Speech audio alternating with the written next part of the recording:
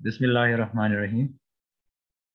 अच्छा स्टूडेंट्स, आज का जो लेक्चर है that is about cost approaches, logistical relationship within the firm and the marketing channels. We are going to discuss each and every step of that.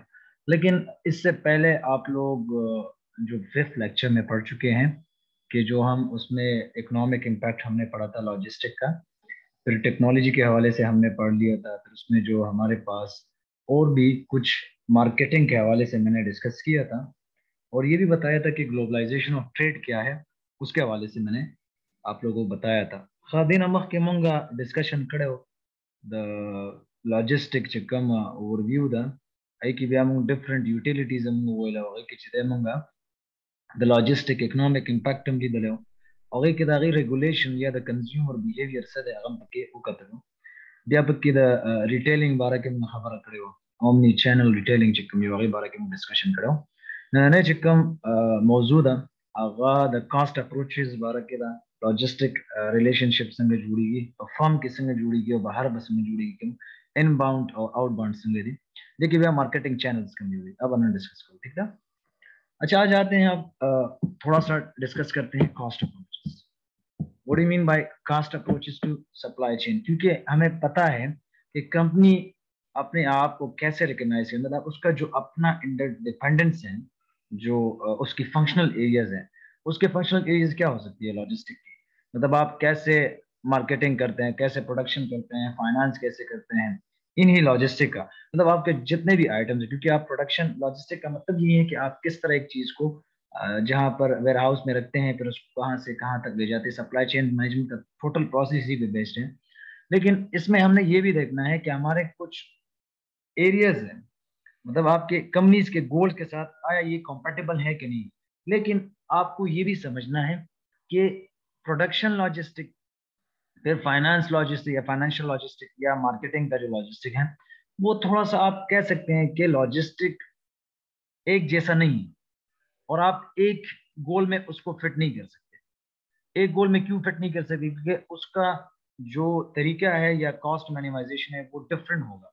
अब finance logistic में आप ये कह सकते हैं कि यार मैं कहता हूँ कि एक बंदा जो है 1,000 रुपए का सेल कर रहा है, 1,000 रुपए का सेल कर रहा है, लेकिन वो 2 यूनिट बेच रहा है. तो फाइनेंस के लिहाज से जो है वो 2 यूनिट 1,000 में जो बेच रहा है वो उसको अच्छा लगता है. लेकिन अगर कोई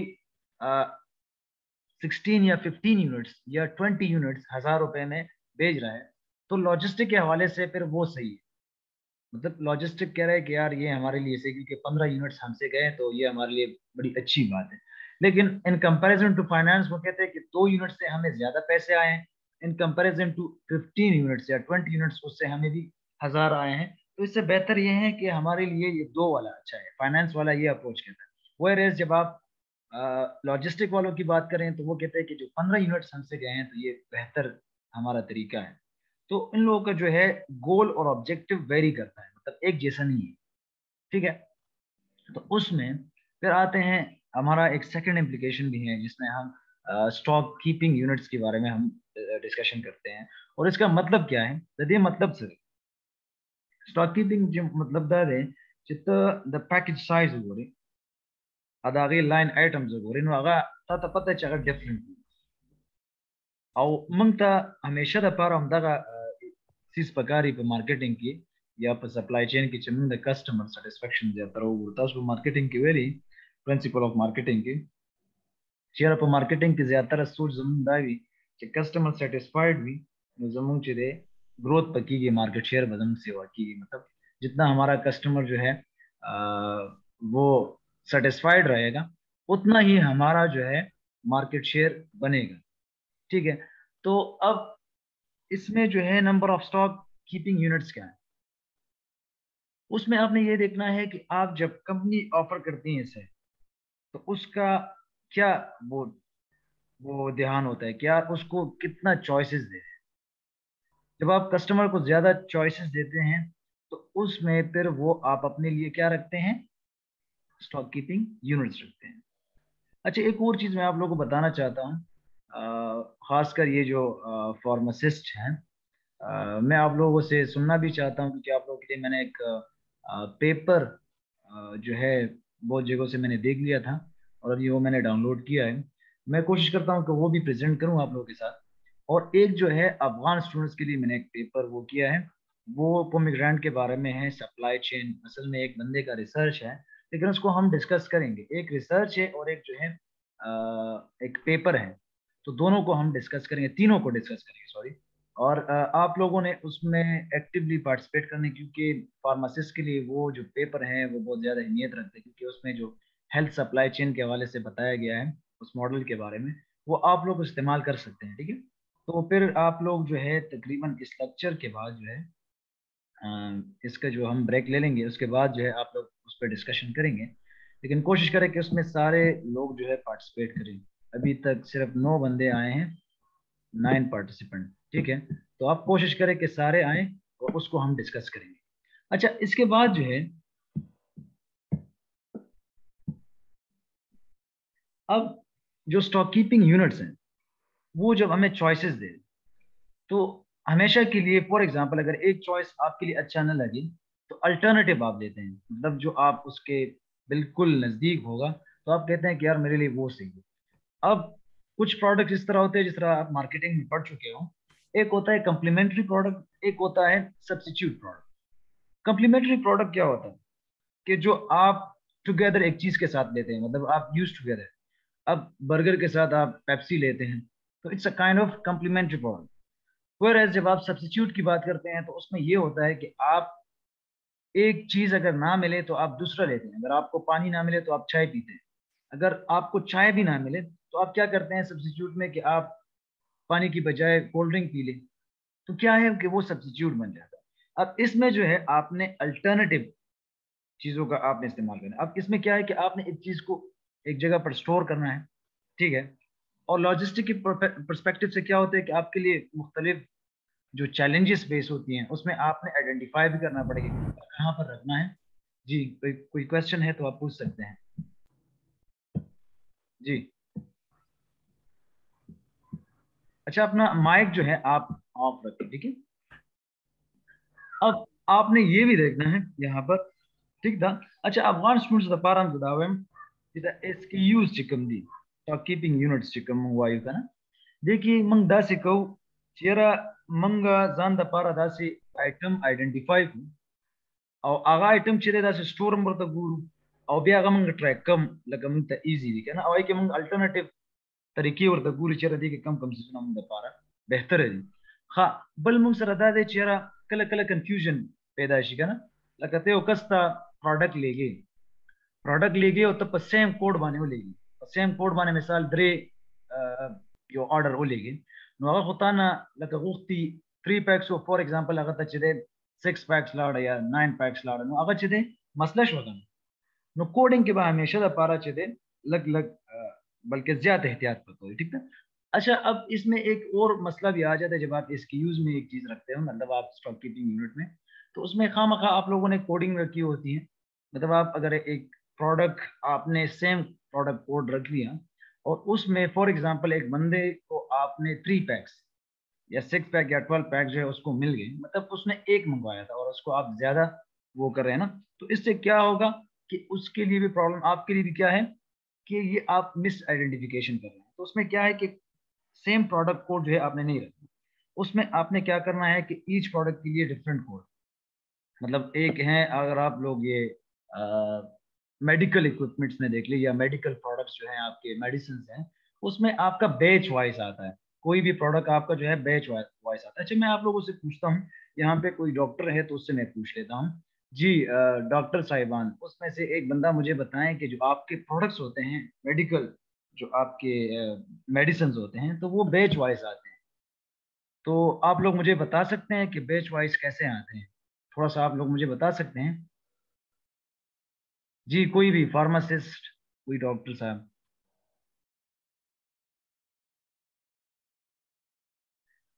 ओके, मैं बता दूंगा कि जो बैच वाइज आते हैं, उसमें आपको क्लियरली पता चल जाता है कि ये जो प्रोडक्ट है ये कौन सी ईयर में आए हैं। अच्छा, उसमें ये भी आपको पता होना चाहिए कि जो आपके प्रोडक्ट आते हैं एक्सपायरी डेट के साथ भी आते हैं, और बैच वाइज उसमें फिर प्राइसिंग का भी एक इशू है कि एक बैच में एक प्राइस होता है, दूसरे बैच में दूसरा प्राइस, मतलब उसमें फिर वेरिएशन आती हैं। तो सेम प्रोडक्ट कोड अगर आप रखोगे तो उसमें यह होगा कि आपके जो प्रोडक्ट्स हैं वो आपको पता नहीं चलेगा। उसमें से हो सकता है कि आप लोगों को कोई इमिटेट कर लें, मतलब कोई कॉपी कर लें। तो इसीलिए आप क्या करते हैं, उसमें आप बैच वाइज जो है चीज लाते हैं, ताकि वो जो है कोई गलत इस्तेमाल ना करें। मतलब आपके जो इमिटेटर्स हैं, जो आपसे कॉपी करते हैं, जो लोकल प्रोड्यूसर होते हैं, तो फिर वो कॉपी करते हैं। और खासकर ये जो फार्मेसी बिजनेस में है, तो उसमें इस तरह के जो है लोग आ जाते हैं कि वो उस प्रोडक्ट को कॉपी करते हैं, तो वो फिर बाद में उसी का इस्तेमाल करें। इसलिए ये बैच नंबर जो है ये बहुत ज्यादा जरूरी है। उसमें जो है सेम प्रोडक्ट कोड नहीं रखना चाहिए, उसको थोड़ा सा चेंज रखना चाहिए।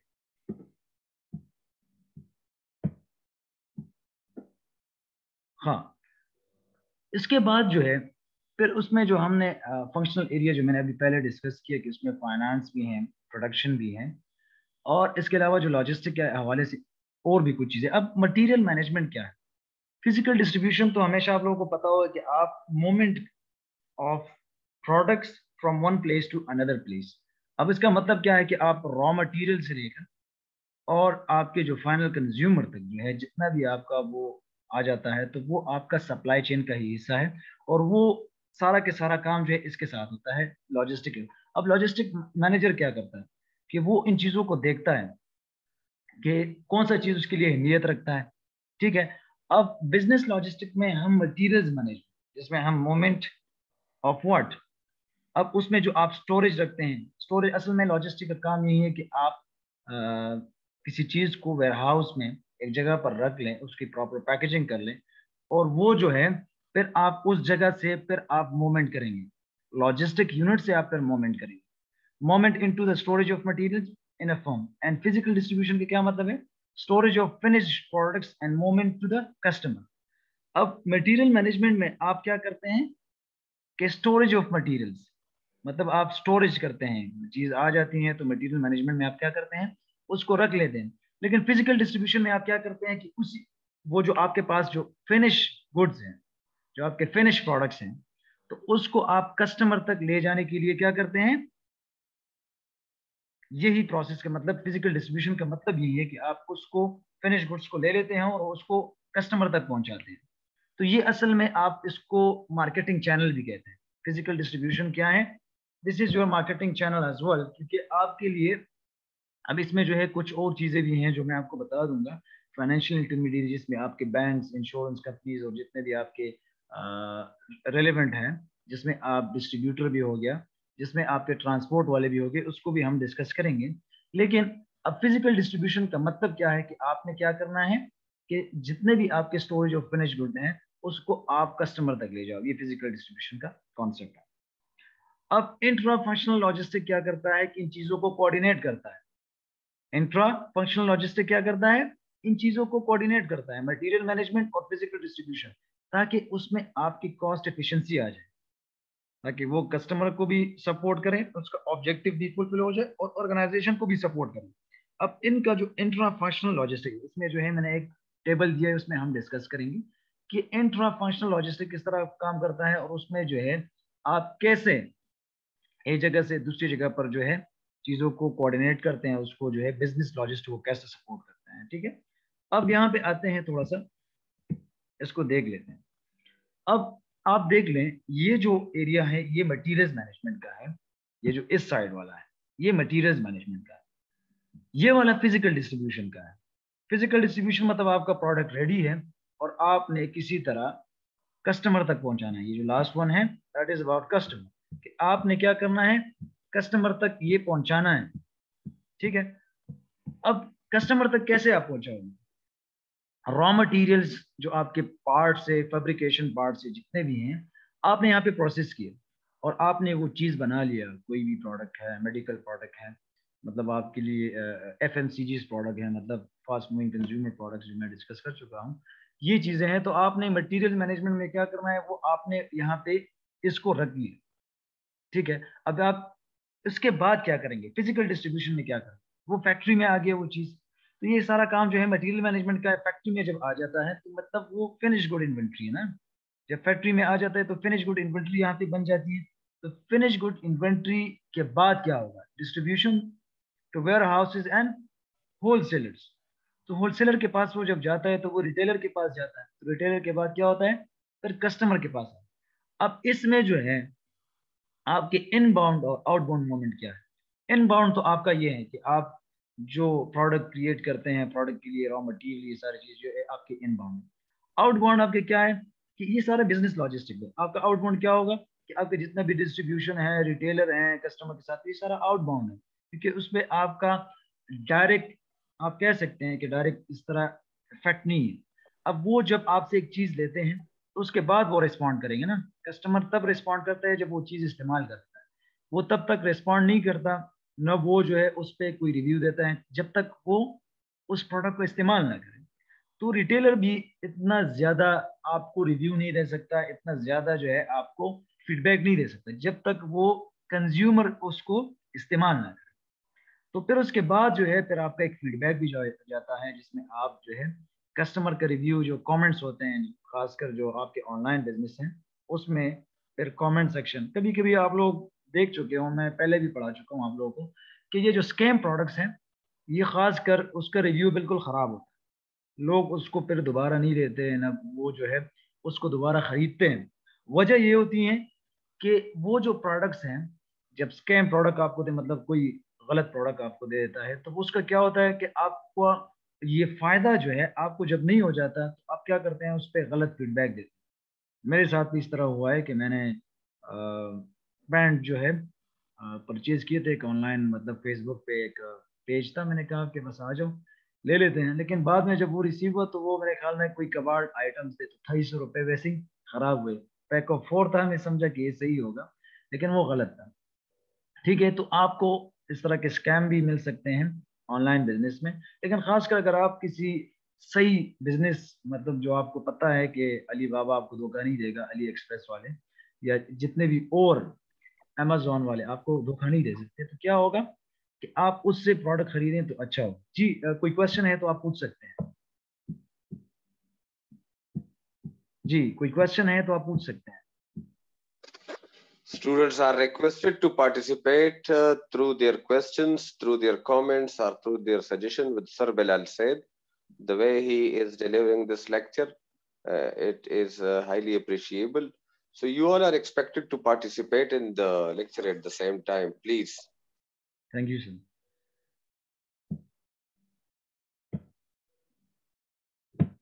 अच्छा, we have discussed that. Now we are going to discuss the materials management, जो अभी हमने पहले डिस्कस किया, इसको थोड़ा सा और भी हम डिस्कस करते हैं। अब मटेरियल मैनेजमेंट या फिजिकल डिस्ट्रीब्यूशन जो है, इसको जब हम कोऑर्डिनेटेड एफर्ट्स मतलब करते हैं कि इसको हमने ले लिया, अब उसमें हमने क्या करना है कि अब तो आपको पता होगा कि उसमें हमने एफिशिएंसी कैसे डालनी है। एफिशिएंसी कैसे डालनी है कि आपको एक ही चीज को 2 जगहों पर या 3 जगहों पर कैसे इस्तेमाल करना है। ठीक है, अब उसमें आपके लॉजिस्टिक मैनेजर के पास वो क्वालिटी होनी चाहिए कि वो किस तरह इसको मैनेज कर सकता है।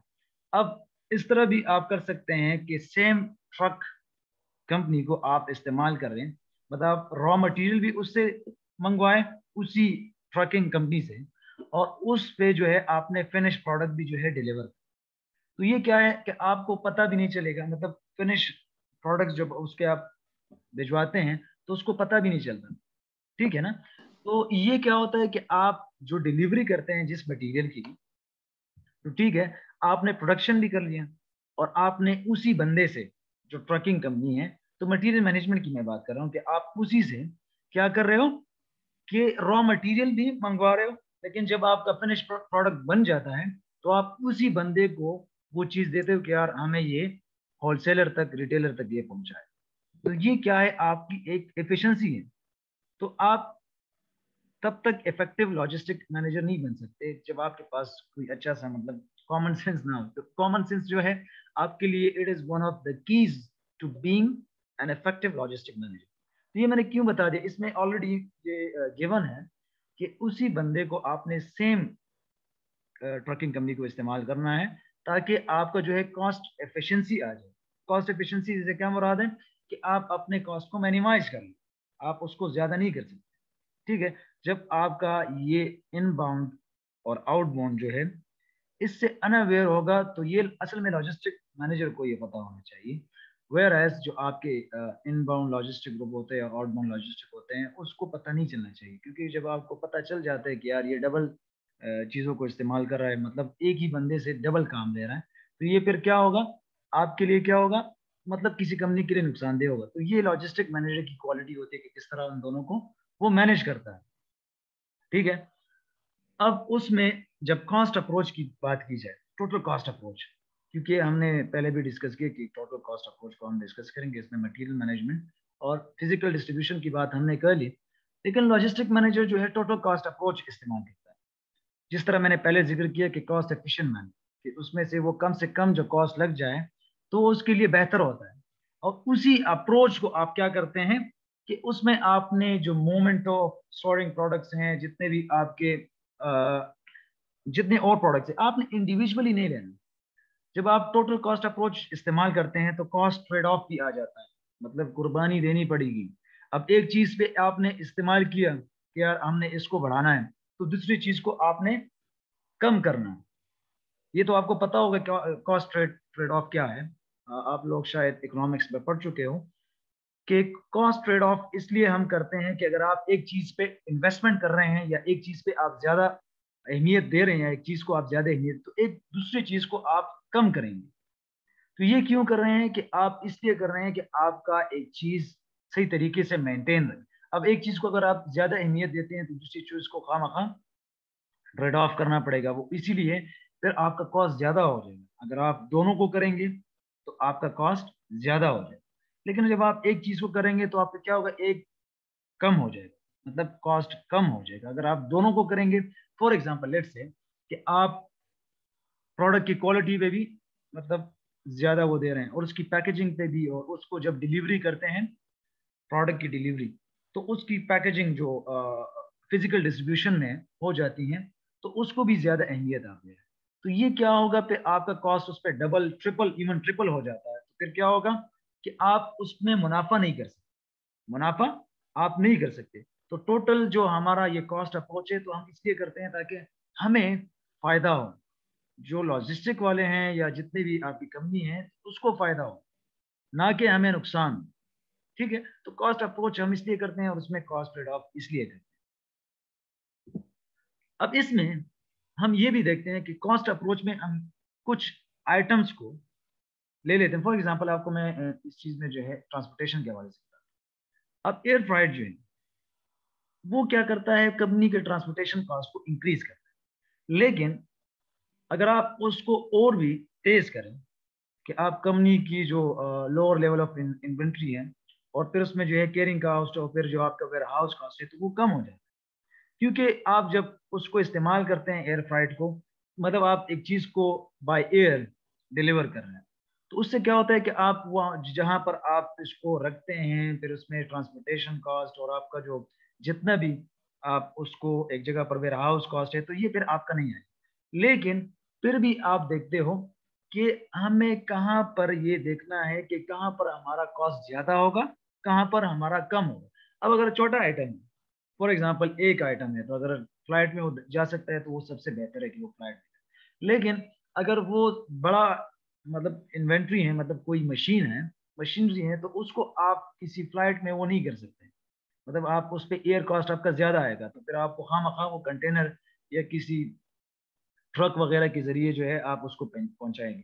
अगर आप इसका अच्छा मिसाल ले लें तो चाइना से जो हम चीजें खरीदते हैं चाइना से, तो उससे क्या होता है कि हम जो चीज अगर आसानी से अवेलेबल है, एक चीज आसानी से अवेलेबल है और उसको हम ले लेते हैं, और वो अगर छोटा है तो आप क्या कर रहे हो, छोटा आइटम, तो आप खामखा वो फ्लाइट के जरिए आपको आएगा। लेकिन अगर आप वो चीज़ जो है वो बड़ा है, तो खामखा आपको वेट करना पड़ेगा, आप कंटेनर के जरिए, आप किसी ट्रांसपोर्ट के जरिए, आप किसी ट्रेन अगर है तो उसके जरिए आप कर सकते हैं, या किसी जितने भी लॉन्च होते हैं किश्ती उस पे के जरिए आप उसको ले लेते हो, मतलब आप उसको इंपोर्ट कर लेते हो। ये क्या होता है कि आप उसको देख लेते हो कि यार किस चीज़ में आपका कॉस्ट अप्रोच अच्छा है और किस में आपका इन्वेंट्री कॉस्ट ज्यादा लगेगा, किस में आपका जो है वेयर हाउस कॉस्ट ज्यादा लगेगा। अब आप अगर आप किसी फ्लाइट के जरिए करेंगे तो वेयर हाउस कॉस्ट तो मिनिमाइज, मतलब आपका मिनिमाइज हो जाता है, बिल्कुल खत्म भी हो जाता है। तो ये क्या होता है कि आप इसको देख लेते हैं कि कहाँ पर हमारा अच्छा आ रहा है, कहाँ पर खराब आ रहा है, तो इसमें खामखा आप देख लेते हैं। अब लॉजिस्टिक का रिलेशनशिप क्या है फर्म में, लॉजिस्टिक का रिलेशनशिप क्या है? अगर आप कंपनी वाइड पर्सपेक्टिव देखें और उसमें टोटल कॉस्ट अप्रोचेस को भी हम देख लेते हैं, तो उसमें आपका रिलेशनशिप विद फंक्शनल एरियाज ज्यादा है। इस तरह मैंने पहले डिस्कस किया कि फाइनेंस, प्रोडक्शन और मार्केटिंग, ये वो एरियाज हैं जिसके साथ हमारा ताल्लुक ज्यादा रहता है, क्योंकि प्रोडक्शन वाले हमें वो प्रोडक्ट देते हैं कि आप इसको भिजवाएं, फाइनेंस वाले हमें ये प्राइस के बारे में और सारी चीज़ों के बारे में, मार्केटिंग वाले ये क्या करते हैं कि आपकी चीज़ों को प्रमोट करते हैं। प्रमोट से क्या मुराद है कि यार एक चीज़ के बारे में आपको आगाही देते हैं कि यार ये प्रोडक्ट अवेलेबल, ठीक है। तो ये क्या है कि ये तीनों जो है ये लॉजिस्टिक के साथ बिल्कुल रिलेशनशिप में, ठीक है। और उसको समझने के लिए सबसे पहले हम फाइनेंस की तरफ, फाइनेंस ऑलमोस्ट अगर आप लोगों को पता है कि फाइनेंस जो है उसकी रिस्पॉन्सिबिलिटी ये है कि फंड्स की फंड कहाँ पर आपने लगाना है और कैसे उसको ऑपरेट करना है किसी भी डिपार्टमेंट। अब फाइनेंस का मतलब ये कि आप इसमें जो जितने भी आपकी कैपिटल बजटिंग है, आप लोग शायद ये फाइनेंस में पढ़ेंगे, और इसी तरह आपका उसका इफेक्ट लॉजिस्टिक पे कैसा आ रहा है। अब उसमें जो आपकी एक्विजिशन ऑफ मटेरियल्स है, कैसे हैंडल करना है, कैसे पैकेजिंग करना है, कैसे आपने उसको श्रिंक रैप करना है मशीन को, और इसी तरह जो है आप इस सिचुएशन में आपकी फाइनेंस पर्सनल क्या है और उसको आप परचेजिंग कैसे करते हैं, लीजिंग क्या है, अब परचेज कैसे करना पड़ेगा, उसमें लीजिंग का कोई ऑप्शन है कि नहीं, कोई और रिलेवेंट इक्विपमेंट है कि नहीं। तो उसके लिए ये सारी चीजें कौन करता है, ये फाइनेंस स्टाफ है कि आप फंड्स कैसे लगाएंगे प्रोजेक्ट में, किस तरह डिपार्टमेंट में ऑपरेट करेंगे। और फाइनेंस का काम यही होता है कि आप कैपिटल बजटिंग कैसे करें, यार हमारा जो कंपनी का है काम है तो किस तरह हम करेंगे। तो उसमें लॉजिस्टिक की अहमियत दी आ जाती है, क्या लॉजिस्टिक कैसे उसको इफेक्ट होता है लॉजिस्टिक। तो इसमें क्या होता है कि इन्वेंट्री, जब इन्वेंट्री की बात की जाए, ठीक है, तो उसमें हमारे पास फाइनेंस जो है वो इंटरेक्ट करता है, फाइनेंस इन्वेंट्री लेवल पे इंटरेक्ट करता है विद लॉजिस्टिक। क्योंकि आपको ये जो चैलेंज है ये टू एरियाज में कि आपको फाइनेंस डिपार्टमेंट जो है आपको बता, और उसमें फिर आपको कॉस्ट वैल्यू अगर आप डॉलर में है, पाकिस्तानी रुपीज में है, जिसमें भी है, ठीक है, तो वो आपको बता देता है कि यार कितने टर्म्स ऑफ यूनिट्स आपके इस्तेमाल होते हैं और कितने आपको चाहिए। और उसमें आपके मुख्तलिफ एरियाज है जिसमें आपका फ्रैक्शन आ जाता है बिटवीन दिस टू ग्रुप्स, मतलब फाइनेंस एंड लॉजिस्टिक। अब इसमें आपका मैं आपको बताता हूँ कि कैश फ्लो परस्पेक्टिव में आप देखते हैं, जिस तरह मैंने पहले इसकी वजाहत कर दी थी, मैंने एक मिसाल आपको बता दिया था कि फाइनेंस के लिहाज से कौन सा अच्छा रहेगा। फाइनेंस के लिहाज से दो बॉक्सेस अगर आप वो बेच दे, ठीक है, दो बॉक्सेस अगर वो बेच दे $1000 में, तो अगर इनकी बजाय एक और चीज 15 boxes of hair shampoo worth of 900 अगर वो बेच दे, तो उसके लिए क्या अच्छा रहेगा, उसके लिए वो दो बॉक्सेस हैं और वो $1000 में बेच दे, तो उसके लिए वो ज्यादा मानी रखता है, क्योंकि उसको पता है कि यार ये दो चीजें मैंने बेच दी तो ये मेरे लिए अच्छा है। और फाइनेंस के लिहाज से इसने कहा कि यार हमने ज्यादा चीजें जो है ज्यादा पैसे आ गए और हमने दो चीजें बेच दी। लेकिन वेयर एज जब आप लॉजिस्टिक की परस्पेक्टिव से देखें, तो लॉजिस्टिक की परस्पेक्टिव से ये अच्छा रहता है कि हमारे 15 बॉक्सेस चले गए, ठीक है, of hair shampoo rather than 2 boxes of hair dryers. तो क्या है कि आप उसमें लॉजिस्टिक का पर्सपेक्टिव थोड़ा सा अलग है, अगर उसके यूनिट ज्यादा बेचते हैं तो उसके लिए वो कामयाबी की एक तरीका है। लेकिन फाइनेंस के लिहाज से वो दो बॉक्सेस $1000 में है, वो उसके लिए अच्छे हैं, ठीक है ना। अच्छा, कोई सवाल है, क्योंकि हमारा मीटिंग टाइम जो है खत्म हो रहा है, हम फिर नेक्स्ट लिंक में हैं डिस्कस करते हैं नेक्स्ट चीजें जो है हमारे पास प्रोडक्शन और मार्केटिंग, इसके हवाले से कोई क्वेश्चन है तो आप पूछ सकते हैं जी।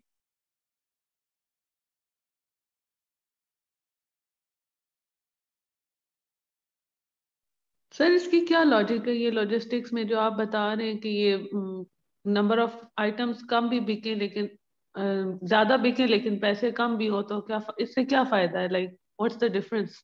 असल में ये उसके लिए चैलेंजेस है ना, ये मैं आपको जो बता रहा हूँ असल में उसका रिलेशन क्या है। अब आप देख लेते हो कि फाइनेंस के परस्पेक्टिव से एक चीज की एफिशिएंसी वो है कि उससे कम चीजों से ज्यादा फायदा ले, तो उसके लिए वो एफिशिएंट बनता है।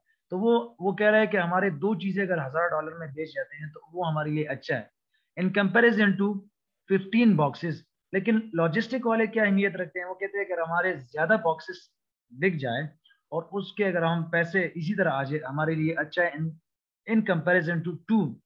अब वो इसलिए कि हमारे पास जो यूनिट्स हैं ना, जो हमारे वेयर हाउस में पड़े होते हैं, तो वो ज्यादा बिक जाते हैं, लेकिन वो दो जो बिक जाते हैं वो हमारे लिए कम कम है इन कंपैरिजन टू 15 बॉक्सेस। तो उसका जो है ये रिलेशन देख लेते हैं कि इसका रिलेशन क्या है। तो ये सिर्फ रिलेशन हम देख रहे हैं कि लॉजिस्टिक का थोड़ा सा पर्सपेक्टिव अलग है फाइनेंस के लिहाज में, क्योंकि फाइनेंस वाले सिर्फ ये देखते हैं कि पैसे ज्यादा आ गए और हमारे 2 यूनिट्स चले, लेकिन लॉजिस्टिक वाले कहते हैं कि हमारे 15 यूनिट्स चले गए तो ये हमारे लिए बेहतर। तो ये इन दोनों का जो है सिर्फ different ways of measuring inventory हम देख लेते हैं। ठीक है, सही, थैंक यू। ठीक है जी, कोई और क्वेश्चन? जी किसी और का क्वेश्चन है? अच्छा हम ब्रेक ले लेते हैं, फिर ब्रेक के बाद जो है मैं नया लिंक शेयर करूंगा और कोशिश करेंगे कि उसमें हम ये जो फार्मासिस्ट हैं डॉक्टर साहिबान, उसके साथ वो पेपर शेयर करें। मैंने ऑलरेडी कुछ पेपर शेयर किए हैं और इस हवाले से मैंने 2-3 और पेपर्स डाउनलोड किए हैं, जिसमें अफगानिस्तान के हवाले से हैं, ड्राई फ्रूट और फ्रेश फ्रूट के हवाले से मैंने सप्लाई चेन जो है उसका एक पेपर है और एक रिसर्च थीसिस है मैंने डाउनलोड की है, उस पर डिस्कशन करेंगे। और उसके जो हेल्थ सप्लाई चेन है उसके हवाले से मैंने एक पेपर डाउनलोड मैं अभी शेयर कर रहा हूँ ग्रुप में, आप लोग थोड़ा सा उसको देख लें, फिर हम उसको नए लिंक में जो है उसको डिस्कस करते हैं। ठीक है,